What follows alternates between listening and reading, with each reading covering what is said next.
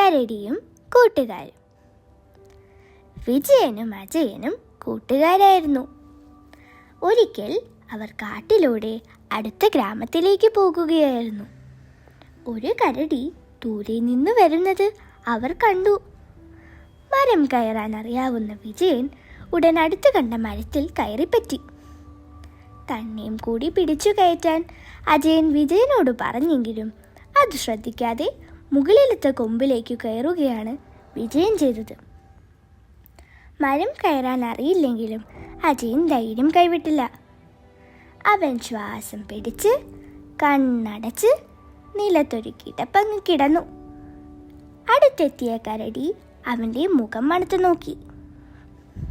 അനക്കമൊന്നും കാണാഞ്ഞത് കാരണം അവൻ മരിച്ചു കിടക്കുകയാണെന്ന് കരുതി കരടി അതിൻ്റെ വഴിക്ക് പോയി.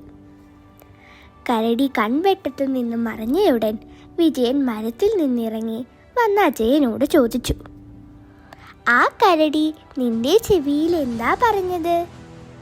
അജയൻ പറഞ്ഞു, "നിന്നെ പോലുള്ള കപട സ്നേഹിതരെ ഒഴിവാക്കാനാണ് കരടി പറഞ്ഞത്."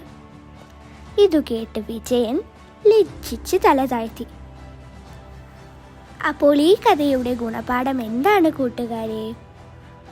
അപായം വന്നാൽ ഉപായം വേണം. ഇനി അടുത്ത കഥയുമായി അടുത്ത ദിവസം കാണാം.